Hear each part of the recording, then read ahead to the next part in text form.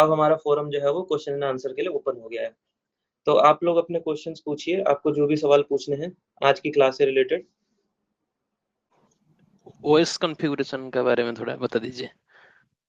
OS configuration, ठीक है। तो ओएस कॉन्फ़िगरेशन क्या होता है, आपने लाइनक्स इंस्टॉल किया है कभी? किया हूँ। ठीक है। तो जब आप लाइनक्स इंस्टॉल करते हो तो दो तरीके के प्लेटफॉर्म पे करते हो, तो आप डायरेक्ट हार्डवेयर पे करते होगे डेटा सेंटर में जाके सीडी डीवीडी लगा के, या फिर आईलो के थ्रू कनेक्ट करके, या फिर आपको वीएम मिलता है। तो दोनों मेथड में आपको एक वीएम मिल गया है, एक ओएस मिल चुका है जो कि ब्लैंक ओएस है। उस ओएस के अंदर एक्चुअली में अभी कुछ भी नहीं है, सिर्फ एक ओएस इंस्टॉल हुआ है। अब उस ओएस और एप्लीकेशन के बीच में बहुत सारे काम होते हैं जो आपको करने होते हैं, ठीक है। जैसे कि मैं एक काम करता हूँ, मैं पुरानी स्लाइड पे जाने की कोशिश करता हूँ। हाँ देखो, जैसे ऑपरेटिंग सिस्टम कॉन्फ़िगरेशन में क्या होगा कि जो आपके एप्लीकेशन है, एप्लीकेशन को आईपी चाहिए होगी डेफिनेटली, नेटवर्किंग, ठीक है। तो आपको आईपी कॉन्फ़िगर करना होता है, तो वो आप ऑपरेटिंग सिस्टम में कॉन्फ़िगर करते हो।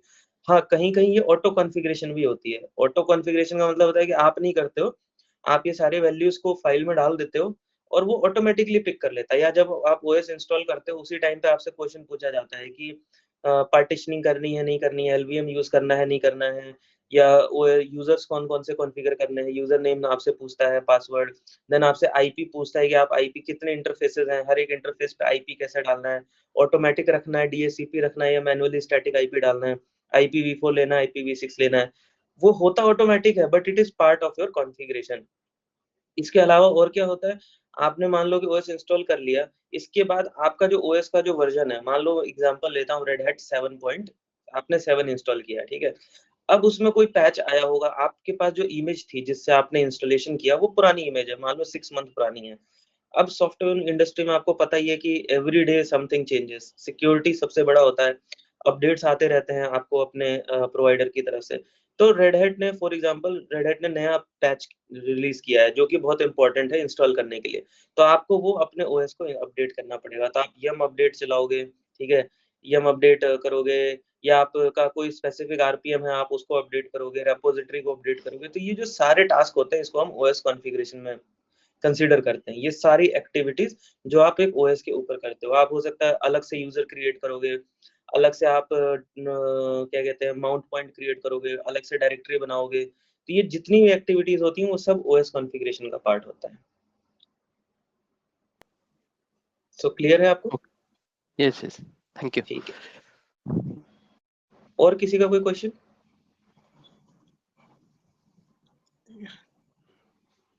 पूछो यार, इतना अच्छा प्लेटफॉर्म आपको मिल रहा है। हेलो। हेलो। यस, हाइपरवाइजर और ये कंटेनर सॉफ्टवेयर, हम्म। तो उसमें बेसिकली क्या क्या डिफरेंसेस हो सकते हैं, जैसे जो आपने नहीं बताया हो था ये सक वाले टाइप? हाँ है, देखो डिफरेंस तो है, ऑब्वियसली है। मैंने पिछली क्लास में ना ट्राई भी किया था एक्सप्लेन करने का। देखो यहाँ पे मैं बात करता हूँ कि जो वर्चुअल मशीन होती है जिसमें आप अपने हार्डवेयर को वर्चुअलाइज, देखो आप बेसिक, बिल्कुल बेसिक समझो। वर्चुअल, हाइपरवाइजर और कंटेनराइजेशन दोनों में बेसिक डिफरेंस क्या है? बेसिक डिफरेंस ये है कि जो यहाँ पे जो हार्डवेयर था, जो आपका लेयर 1, उस हार्डवेयर को आपने वर्चुअलाइज कर दिया। तो जब आप हार्डवेयर को वर्चुअलाइज करते हो तो अब आप उसको बोलते हो हाइपरवाइजर टेक्नोलॉजी से हाइपरवाइजर। लेकिन जब आप ओएस को वर्चुअलाइज करते हो, ओएस को जब आप वर्चुअलाइज करते हो तब आप उसे कंटेनराइजेशन बोलते हो। तो ये बेसिक डिफरेंस है दोनों के बीच में। कैसे? ये मेरा हार्डवेयर है फॉर एग्जांपल, मैं यहाँ से शुरू करता हूँ पुरानी टेक्नोलॉजी की। ये फिजिकल हार्डवेयर है। अब इस हार्डवेयर के ऊपर मैं ओएस डालता था, बट अब मैं ओएस नहीं डालूंगा। अब मैं क्या करूंगा, इस हार्डवेयर के ऊपर मैं एक सॉफ्टवेयर डालूंगा जिसका नाम होता है हाइपरवाइजर। एक बहुत छोटा सा सॉफ्टवेयर होता है। उस सॉफ्टवेयर को डालते ही मेरा जो हार्डवेयर है वो अब वो कॉम्पेटेबल हो गया, अब उसके ऊपर वीएम चल सकती है। तो वहां पे मैं मल्टीपल लाइनक्स, विंडोज या कोई भी ऑपरेटिंग सिस्टम इंस्टॉल कर सकता हूँ। तो एक हार्डवेयर के ऊपर मल्टीपल वीएम्स चल सकती हैं, that is called virtualisation, hardware virtualisation. लेकिन कंटेनराइजेशन में क्या होता है, ओएस ऑलरेडी डला हुआ है, हार्डवेयर की बात नहीं हो रही है, ओएस ऑलरेडी डला हुआ है। उस ओएस को हमने आइसोलेट कर दिया है मल्टीपल जोन्स में, जिन्हें हम कंटेनर्स बोलते हैं। अगर आप आज वाला एग्जांपल देखोगे, ठीक है, तो आज वाले एग्जांपल में देखो मैंने यही सेम चीज समझाने की कोशिश किया है कि अगर आप यहाँ से आते थे, हार्डवेयर को डायरेक्टली लेके आपने इंस्टॉल किया लाइनक्स, उसके ऊपर आपने ओएस सेटिंग किया, देन आपने एक सॉफ्टवेयर डाला, तो आपको एक सॉफ्टवेयर डालना पड़ता है। देखो बाय डिफॉल्ट ओएस नहीं बन जाएगा आपका कंटेनर रन करने के लिए, आपको एक सॉफ्टवेयर डालना पड़ता है जिसको हम कंटेनर सॉफ्टवेयर बोलते हैं। कंटेनर डी हो गया, डॉकर रन टाइम हो गया, CRI हो गया, तब आपके उसके ऊपर जो है कंटेनर्स रन करते हैं। सिमिलरली जब आप वर्चुअलाइजेशन करते हो तो देखो इसी स्लाइड में आपको दोनों चीजें दिख रही हैं, हार्डवेयर वर्चुअलाइजेशन भी दिख रहा है, हार्डवेयर के ऊपर वर्चुअलाइज किया हाइपरवाइजर डाल के तो लाइनेक्स डाला, मतलब वीएम बना दिया। अगर डायरेक्ट हार्डवेयर के ऊपर डाला तो डायरेक्ट लाइनेक्स डाला। फिर यहाँ पे आपको एक सॉफ्टवेयर डालना पड़ता है जिसको हम बोलते हैं कंटेनर सॉफ्टवेयर, देन आप उसके ऊपर कंटेनर रन कर रहे हो। तो डिफरेंस आपको दिख रहा होगा कि हार्डवेयर से आउटपुट में वीएम बना और यहाँ पे ओएस के आउटपुट में कंटेनर्स आए। तो ओएस इनपुट है, आउटपुट आपका कंटेनर है और बीच में ये आपका सॉफ्टवेयर है। यहाँ पे देखोगे तो हार्डवेयर इनपुट है, वर्चुअलाइजेशन आपका सॉफ्टवेयर है और आउटपुट में आपका लाइनेक्स वीएम है। तो इस हार्डवेयर के ऊपर ये एक वीएम एग्जांपल है, हो सकता है इसके बराबर में कोई और भी वीएम चल रहा होगा, क्यों? क्योंकि ये वर्चुअलाइजेशन है। ठीक है, तो आई होप आपको क्लियर हुआ होगा। यस राइट हैंड साइड वाला तो थोड़ा एफिशिएंसी उसका कम हो जाएगा क्योंकि वीएम माने लेयर ज्यादा हो गया। हाँ एग्जैक्टली, ये आपने वो आंसर दे दिया जो मैं क्वेश्चन 2 क्लास के बाद पूछने वाला था। आज की डेट में जब आप क्यूबरनेटिस पे जाते हो ना, तो क्यूबरनेटिस प्लेटफॉर्म को डिप्लॉय करने के 2 तरीके होते हैं। एक होता है डायरेक्ट हार्डवेयर पे जिसको हम बोलते हैं क्यूबरनेटिस ऑन बेयर मेटल, और एक होता है क्यूबरनेटिस ऑन वर्चुअल मशीन। अब अगर मान लो आप AWS पे जाके क्यूबरनेटिस इंस्टॉल करोगे, लैब बनाओगे, तो वो कौन सा मॉडल होगा आपका? वर्चुअलाइजेशन। क्योंकि अमेजोन तो आपको हार्डवेयर देगा नहीं कि आओ मेरे डेटा सेंटर में हार्डवेयर के ऊपर डायरेक्ट इंस्टॉल करो, नहीं। तो दैट मीन्स वो आपको वीएम देगा। तो जब आप वीएम बनाओगे तब आप लाइनेक्स इंस्टॉल करोगे, तो Kubernetes on VM and Kubernetes directly on hardware. अब ये कैसे पॉसिबल है? आपका अपना डेटा सेंटर है, आप वहां गए, आपने खुद ही इंस्टॉल कर लिया और आपने उसके ऊपर क्यूबरनेटिस चला दिया। तो दोनों में एफिशिएंसी एग्जैक्टली हाइपरवाइजर ये एक्स्ट्रा लेयर है। हम एक्स्ट्रा लेयर्स को क्यों इंट्रोड्यूस करें जब हम क्यूबरनेटिस के कंटेनर्स को, पॉड्स को डायरेक्टली हार्डवेयर पर रन कर सकते हैं? तो ये भी एक इंडस्ट्री में क्वेश्चन चल रहा है कि क्या हम हार्ड क्यूबरनेटिस को डायरेक्ट हार्डवेयर पे डालें या हम क्यूबरनेटिस को वीएम पे डालें। हाँ अगेन यूज केस पे डिपेंड करता है। अगर कस्टमर बोलता है कि मुझे वीएम के फॉर्मेट में लेना है तो आप कर सकते हो, अगर पब्लिक प्लेटफॉर्म पे जा रहे हो। लेकिन अगर कस्टमर कहता है कि नहीं, पूरा का पूरा जो डेटा सेंटर है वो मेरा अपना है, तो आप डायरेक्टली हार्डवेयर के ऊपर क्यूबरनेटिस इंस्टॉल कर सकते हो। तो आपने बहुत अच्छा सवाल पूछा है, वेरी गुड। और किसी का अच्छा कोई कृष्ण, क्वेश्चन? लर्निंग के हिसाब से भी अगर हम पब्लिक प्लेटफॉर्म पे इंस्टॉल करते हैं क्यूबरनेटिस, तो उसमें कुछ एडिशनल हाँ चीज़ें हमें मतलब सीखनी पड़ती हैं, राइट? तो बिल्कुल। आई थिंक अगर हम हार्डवेयर पे जैसे मतलब जितना मैंने देखा है कि मोस्टली जैसे ओपन स्टैक से तो मोस्टली हार्डवेयर पे ही जा रहे हैं बेयर मेटल पे। अभी हम्म भी मतलब ऑन AWS और एज्योर पे बेसिकली टेलीकॉम को छोड़ दें तो मोस्टली डेटा वहीं पे है क्यूबरनेटिस हमारा। बट हम्म मतलब टेलीकॉम में तो मोस्टली अब बेयर मेटल पे शिफ्ट हो रहे हैं जितना मुझे पता है। हम्म आई डोंट नो कि मतलब हम्म आपका क्या ओपिनियन है। बट आई थिंक हाँ इसमें जो है जैसे एज्योर और ओपन AWS पे जाते हैं तो उसमें हमें काफ़ी सारी चीज़ें एडिशनली मतलब सीखनी पड़ती हैं, राइट? हाँ तो आपके हिसाब एग्जैक्टली से क्या देखो। बेटर है मतलब एग्जैक्टली देखा जाए तो मार्केट के हिसाब देखो से बेटर तो, बेसिकली। हाँ बेटर तो एक्चुअली कोई चीज नहीं होती है, बेटर नहीं होता है, जस्ट प्रेफरेंस होती है और यूज केस होता है कि आपका यूज केस क्या है। हम्म अब आप बात करोगे कि प्राइवेट आप अपना मॉडल, जैसे प्राइवेट अगर आप क्लाउड की बात करते हो, तो अगर आपको प्राइवेट क्लाउड में अगर आपको चाहिए वर्चुअलाइजेशन तो आप यूज करते हो ओपन स्टैक। ओपन स्टैक आपको ये फीचर देता है। अभी जो मैं आपको जो भी बता रहा हूँ ना, हाइपरवाइजर टेक्नोलॉजी, कंटेनर टेक्नोलॉजी, मैंने आपको ना अभी तक सिंगल हार्डवेयर के ऊपर ही बताया है। इसीलिए अभी तक मैंने क्यूबरनेटिस का वर्ड यूज नहीं किया कि मैं क्यूबरनेटिस का आर्किटेक्चर दिखा रहा हूँ, वो मैं आपको अभी आगे दिखाऊंगा। ये मैंने आपको सिर्फ बताया कि टेक्नोलॉजी होती क्या है, पर इसका चैलेंज भी मैंने आपको अभी जस्ट अभी थोड़ी देर पहले बताया कि अगर ये होस्ट गया तो सब कुछ गया। तो डेफिनेटली इस तरीके का सोल्यूशन तो आप लेके कस्टमर के सामने नहीं जाते हो। तो सोल्यूशन क्या मार्केट में है? Open stack. Open stack basically एक ऑर्केस्ट्रेटर होता है, मैनेजर होता है, जो मल्टीपल हार्डवेयर के ऊपर आप इंस्टॉल करते हो और वो फिर उन हार्डवेयर का कलेक्शन लेता है। आपकी अगर वीएम्स चल रही है तो उनको माइग्रेट करता है, एक कम यूनिफाइड व्यू देता है जिसमें आप जाके वहां पे आप अपनी वीएम्स क्रिएट कर सकते हो। नेटवर्किंग सर्विसेज देता है, स्टोरेज सर्विसेज देता है, हर तरीके की सर्विसेज देता है, आपको इंजन देता है जिससे कि आप ऑटोमेटिक डिप्लॉयमेंट्स कर सकते हो। तो ये सब चीजें आपको ओपन स्टैक में मिलती हैं। तो ओपन स्टैक सर्विस क्या दे रहा है? ओपन स्टैक सर्विस दे रहा है वर्चुअल मशीन्स की, VMs की। इवन दो जो ओपन स्टैक कम्युनिटी है उन्होंने अब कंटेनराइजेशन भी ऑफर करना शुरू कर दिया है, तो अभी आपको ओपन स्टैक के ऊपर कंटेनर्स भी डिप्लॉय हो सकते हैं डायरेक्टली। बट अगेन वो एक न्यू फीचर है। अगर हम कोर की बात करें कि ओपन स्टैक फेमस किस लिए हुआ, for infrastructure as a service. दूसरी बात करते हैं हम क्यूबरनेटिस की। अगेन प्राइवेट मॉडल में आप जब क्यूबरनेटिस बिल्ड करते हो तो दैट मीन्स कि आप अपने कंटेनर्स को रन करो, आप पूरा प्लेटफॉर्म बना रहे हो। तो अब मैं बोलूँ कि क्यूबरनेटिस बेटर है या आपका ओपन स्टैक बेटर है, तो ये तो यूज केस पे डिपेंड करता है। अब अगेन क्वेश्चन आता है कि अगर आप प्राइवेट, अब जैसे टेलीकॉम है, टेलीकॉम में क्या होता है कि जितने भी सर्वर्स होते हैं वो बहुत सेंसिटिव होते हैं, बहुत क्रिटिकल होते हैं, मिशन क्रिटिकल होते हैं, प्लस सेंसिटिव डेटा होता है। उन डेटास को आप पब्लिक डोमेन पे नहीं शेयर कर सकते, ठीक है। अब पब्लिक जो प्रोवाइडर्स है जैसे एज्योर है, अमेज़न है, गूगल है, ओरेकल है, इनके प्लेटफॉर्म्स के ऊपर आप अगर मान लो जाते हो तो सबसे बड़ी बात कि ये बड़े प्रोवाइडर्स हैं। बड़े प्रोवाइडर्स का मतलब है कि वो हर एक चीज़ ऑफर करते हैं। वो सिर्फ एक लिमिटेड नहीं है कि वो आपको सिर्फ वीएम ऑफर करते हैं, वो आपको कुबरनेटिस भी ऑफर करते हैं, वो आपको सॉफ्टवेयर एज़ अ सर्विस भी ऑफर करते हैं, वो आपको क्या कहते हैं, फंक्शन एज़ अ सर्विस भी करते हैं, कोड एज़ अ सर्विस भी करते हैं, बहुत सारी चीज़ें ऑफर करते हैं। तो आपको हर एक पोर्टफोलियो को उनको पढ़ना पड़ता है, कि आपको सीखना पड़ता है।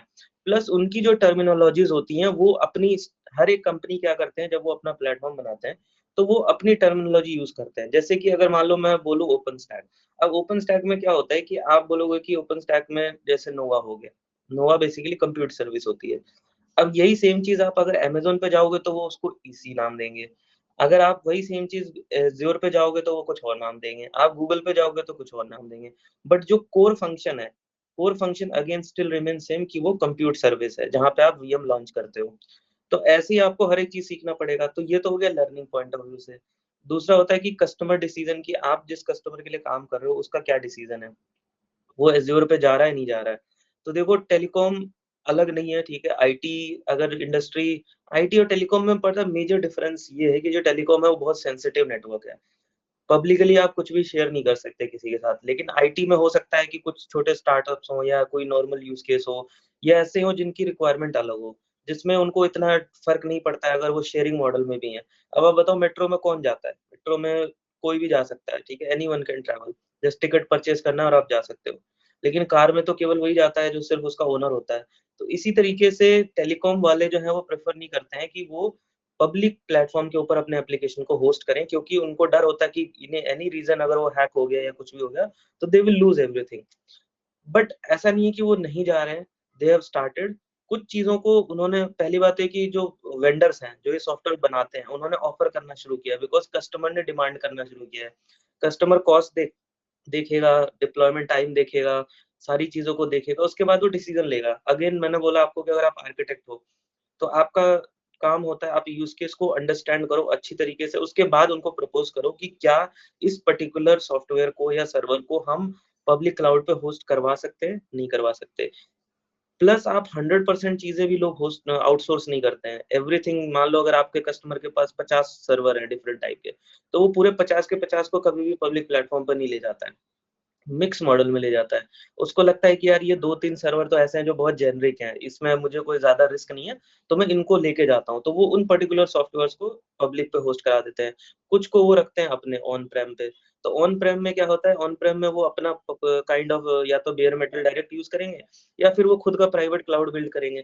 प्राइवेट क्लाउड का मतलब ये होता है कि एवरीथिंग इज़ विद यू। ये जो सर्विस प्रोवाइडर है ना, ये भी आप ही हो और सर्विस का कंज्यूमर भी आप हो। अगर आप डे 1 की जो अगर पीपीटी ध्यान रखो करोगे तो जो मैंने बताया था कि जो इसमें होते हैं 2 तरीके के लोग क्लाउड के अंदर। एक होता है प्रोवाइडर जो सर्विस देता है और एक होता है उसका कंज्यूमर जो सर्विस को यूज़ करता है। तो अगर आप इस प्लेटफ़ॉर्म को भी खुद ही बिल्ड कर रहे हो अपने ही डेटा सेंटर के अंदर, दैट मीन्स कि वो प्राइवेट क्लाउड है। अगर आप इस प्लेटफ़ॉर्म को पब्लिक से जाके एक्सेस कर रहे हो, दैट मीन्स कि वो public platform like Azure, AWS on all those public platform. ये सर्विस है आपकी। अब ये सर्विस आपको डिसीज़न लेना है कि आपको कहाँ लेके जाना है। ऑन प्रेम रखना है या आपको पब्लिक प्लेटफ़ॉर्म पे लेके जाना है।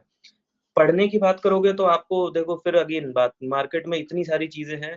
क्लाउड एक सिर्फ़ सिंगल टेक्नोलॉजी नहीं है, पूरा डोमेन है। तो आप क्या-क्या पढ़ोगे, वो आपको अपना यूज़ केस देखना पड़ेगा कि आप जिस प्रोफ़ाइल में काम कर रहे हो, उस प्रोफ़ाइल में माइग्रेशन कैसे चल रहा है, मतलब मूवमेंट कैसा है। क्या वो लोग, अब जैसे मान लो मैं अपना एग्ज़ाम्पल हूँ, तो मान लो मैं एक सॉफ्टवेयर पे काम कर रहा हूँ। वो एक ज़माने में ट्रेडिशनल बेयर मेटल पे चलता था। फिर उसके बाद जब वर्चुअलाइज़ेशन आया तो कंपनी ने क्या किया, कंपनी ने वीएम इमेज भी ऑफ़र करना शुरू किया। तो मुझे वीएम सीखना पड़ा। फिर उसके बाद कंपनी ने उसके कंटेनर सॉफ्टवेयर ऑफर करने शुरू कर दिए, तो मुझे फिर कंटेनर भी सीखना पड़ा। तो मैं इसलिए सीख रहा हूँ क्योंकि मेरी प्रोफाइल मुझे बोलती है सीखने को।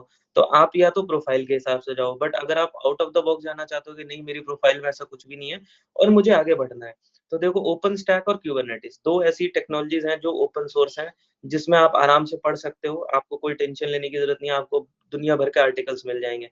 जैसे मैं भी आपको पढ़ा रहा हूँ, तो आपको बहुत सारी चीज़ें मिल जाएँगी, पढ़ना सीखना आसान है। एज़्योर, एडब्ल्यूएस ये सब करना सीखना चाहते हो, इसमें भी ज़्यादा मुश्किल नहीं है, बट थोड़ा बहुत आपको पढ़ना पड़ता है, इसके लिए आपको अकाउंट बनाना पड़ता है। तो बेस्ट वे इनको पढ़ने का होता है, आप अकाउंट बनाओ। आप फ्री अकाउंट बनाओ और आप उसको यूज़ करना शुरू करो। बट क्वेश्चन इज़ दैट कि आपको कॉन्सेप्ट पता होने चाहिए। कॉन्सेप्ट आपको पता है तो आप वहाँ पे मैप कर सकते हो। अगर मैंने आपको मान लो ओपन स्टैक पढ़ाया है या मैंने आपको कुबरनेटिस पढ़ाया है, मैंने आपको ये लेयर्स बताई। अब आपको अगर ये 5 लेयर पता है, तो डेफिनिटली इन 5 लेयर्स में आप कोरिलेट कर पाओगे, मैपिंग कर पाओगे, जो भी आप वहाँ पे काम करोगे। आप उनसे पूछ सकते हो कि भाई कंप्यूट सर्विस जो हम लॉन्च करते हैं ओपन स्टैक में, उसको एडब्ल्यूएस पे क्या कहते हैं? तो आपको वहाँ पे आंसर मिल जाएगा। तो इस तरीके से आप कर सकते हो। पर सबसे पहला काम कॉन्सेप्ट को बिल्ड करना, किसी भी टेक्नोलॉजी को पढ़ने से पहले। और जो कि मैं सबसे ज़्यादा करता हूँ, पूरा टाइम मैं इसी पे इन्वेस्ट करता हूँ, कॉन्सेप्ट बिल्डिंग पे। ठीक है? तो आई होप आपको समझ में आया होगा। ठीक है, थैंक यू। ओके। और कोई क्वेश्चन किसी का? जब हम होस्ट वीएम क्रिएट करते हैं, राइट, तो हुँ, इसका एक मेथड होता है एक्सेस करने का। इधर हुँ, वी कैन एसएसएच कर सकते हैं या फिर विंडोज में लॉगिन कर सकते हैं। तो हाँ, कंटेनर में भी ऐसा कुछ होता है क्या? वहाँ पे भी यूजर वगैरह हाँ। क्रिएट होता है? हाँ, बिल्कुल होता है। कंटेनर्स में एक्चुअली क्या होता है ना, कंटेनर को देखो एक्सेस करने का जो तरीका है, 2 अच्छा एक्सेस 2 टाइप के होते हैं। ये क्वेश्चन बहुत अच्छा पूछा है आपने, मतलब एडवांस क्वेश्चन आज ही पूछ लिया, बट चलो मैं बता देता हूँ। कंटेनर को एक्सेस 2 लोग करते हैं, 2 तरीके से या 2 लोग एक्सेस करते हैं। एक होता है कस्टमर जो एक्चुअल ट्रैफिक आप चला रहे हो। मान लो ये कंटेनर GUI है, तो GUI को एक्सेस करने के लिए लोग एचटीटीपी करके एक्सेस करेंगे, दैट मीन्स कि ये GUI का कंटेनर है। तो ये हो गया ट्रैफिक। ट्रैफिक मतलब कि जो एंड यूज़ केस है। दूसरा होता है एडमिनिस्ट्रेटर, सिस्टम एडमिनिस्ट्रेटर। मान लो मैं एक एडमिन हूँ इस कंटेनर का और मुझे इस कंटेनर को मैनेज करना है, मुझे इसमें लॉग्स चेक करने हैं या मुझे इसको मैनेज करना है, कॉन्फ़िगरेशन चेंज करनी है, कुछ भी करना है तो उसको लॉगिन करने का। पर कंटेनर पे मैं बाहर से तो लॉगिन नहीं कर सकता ना, क्यों? क्योंकि कंटेनर की आईपी नहीं होती एक्सटर्नल, कंटेनर प्राइवेट होता है, कंटेनर टोटली प्राइवेट होता है। ये जो आप देख रहे हो ना इकोसिस्टम, ये इसका कंप्लीट प्राइवेट नेटवर्क होता है। आप इसको बाहर से एक्सेस ही नहीं कर सकते जैसे नॉर्मल वीएम को करते थे एसएसएच। तो आप कैसे करोगे एसएसएच? तो इसको एसएसएच करने का देखो अंदर जाने का तरीका क्या होता है। अभी मैं कंटेनर का बता रहा हूँ, कुबरनेटिस का भी मैं बता ही देता हूँ साथ में। तो इसमें क्या होता है कि आपको मान लो कि अगर आप डॉकर का यूज़ कर रहे हो या कोई भी सॉफ्टवेयर यूज़ कर रहे हो, तो आप कंटेनर को अटैच कर सकते हो। जब आप अटैच करते हो तो आप उस कंटेनर के अंदर चले जाते हो। तो आप क्या करोगे कंटेनर, जैसे आप लिखोगे डॉकर अटैच और इमेज का नाम, उस कंटेनर का नाम जो रन कर रहा है, तो आप इसके अंदर चले जाओगे। मतलब ये कि आपको इस ओएस पे लॉगिन करना ज़रूरी है, इस ओएस के ऊपर। ये ओएस आपका मेन है, याद रखना। ये ओएस सबसे इम्पोर्टेंट है क्योंकि इसी ओएस के ऊपर सारा खेल हो रहा है, ठीक है? इसी ओएस के ऊपर हो रहा है सारा काम। तो इस ओएस पे आपने लॉगिन कर रखा है ऑलरेडी, जो भी अकाउंट आपको दिया गया है, ओएस वाले ने दिया होगा, सिस्टम एडमिनिस्ट्रेटर ने। ये आपकी नोड नहीं है, ठीक है? ये ओएस आपका नहीं है, ये प्लेटफ़ॉर्म टीम का है। प्लेटफ़ॉर्म टीम ने आपको एक यूज़र बना के दिया हुआ है, आपने उसके ऊपर लॉगिन कर लिया है। अब आप इस पे लॉगिन करके आप अपने कंटेनर में जाना चाहते हो, तो आप यहाँ से अटैच करोगे, आप अपने कंटेनर में घुस जाओगे। कंटेनर में आप df-kh करोगे, तो वो आपको आपका df-kh दिखाएगा, इस ओएस का नहीं दिखाएगा। यहाँ पे आप df-kh करोगे तो इस पूरे प्लेटफ़ॉर्म का दिखाएगा। इस कंटेनर में जाके df-kh करोगे तो इसका दिखाएगा। तो हर एक कंटेनर का अलग-अलग आइसोलेशन होता है। मतलब जब आपने यहाँ एंटर किया अटैच करके तो आप इसमें आ गए। यहाँ से आप बाहर आ सकते हो, बाहर आके आप अपना एग्ज़िट कर सकते हो। ये होता है एडमिनिस्ट्रेटर। बट जो ये कंटेनर काम कर रहा है, फंक्शन कर रहा है, वो फंक्शन ये एक्सटर्नल वर्ल्ड से कनेक्टेड है, अलग इंटरफ़ेस पे। अब पॉड में क्या होता है, कुबरनेटिस में देखो पॉड होता है, पॉड आगे बताऊँगा क्लासेस में। अब कुबरनेटिस में होता क्या है कि आप लॉगिन करते हो अपने क्लस्टर के ऊपर। क्लस्टर पे आपने लॉगिन कर लिया किसी भी मेथड से, सीएलआई पे।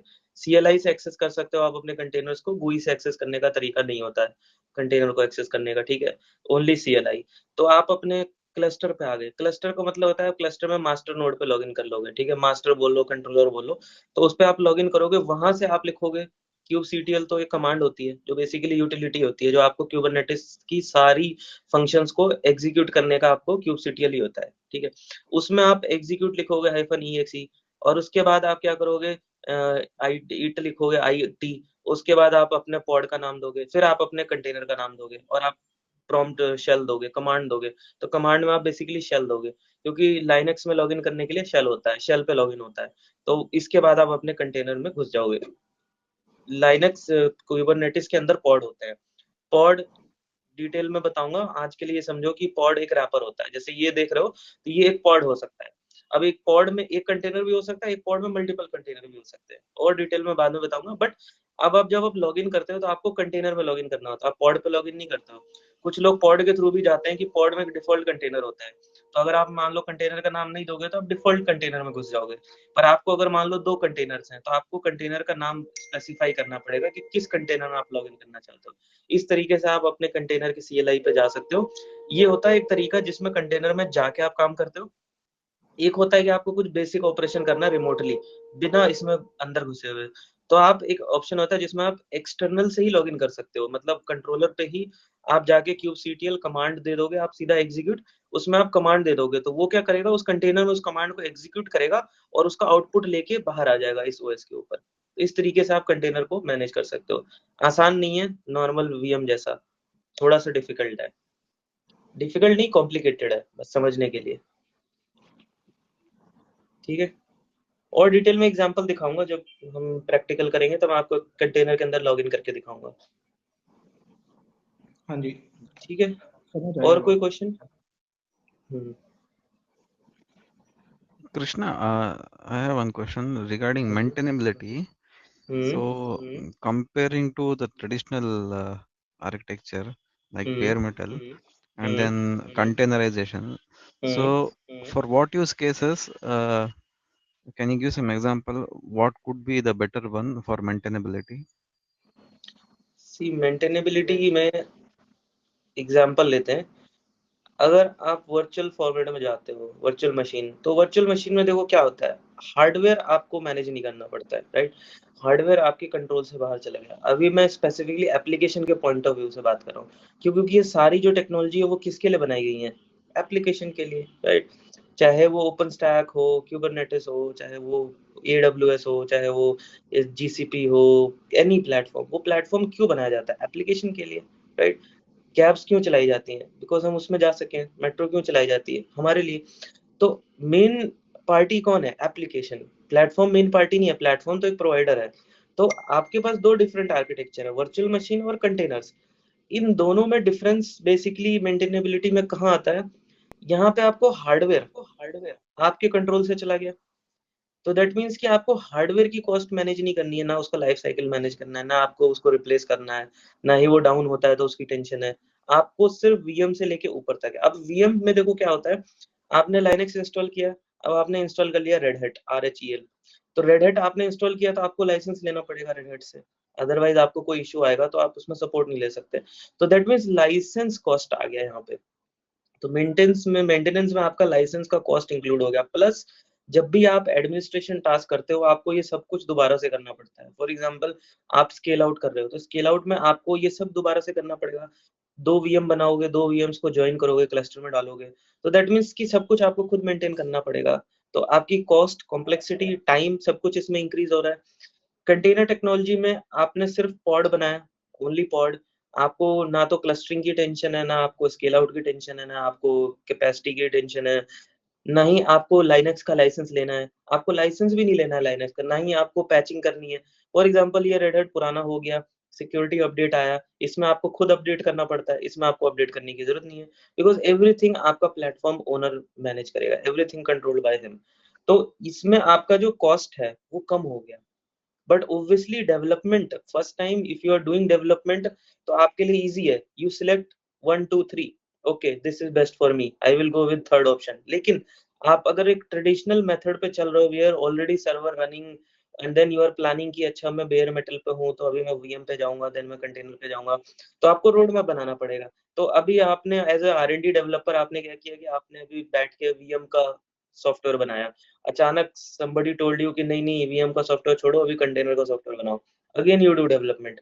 ये दोनों बहुत ज्यादा डिफरेंट है, बिकॉज इन दोनों में जो आप देखोगे तो आर्किटेक्चर की, लाइनक्स आपके पास है, यहाँ भी लाइनक्स आपके पास है, दैट मीन्स कंप्लीट हार्डवेयर हटा दिया, फाइन, मुझे हार्डवेयर नहीं चाहिए, बट सॉफ्टवेयर तो आई हैव ना, I have software, Linux I have, OS I have, application dependency, application software सब कुछ मेरे पास है, बेयर मेटल, वीएम।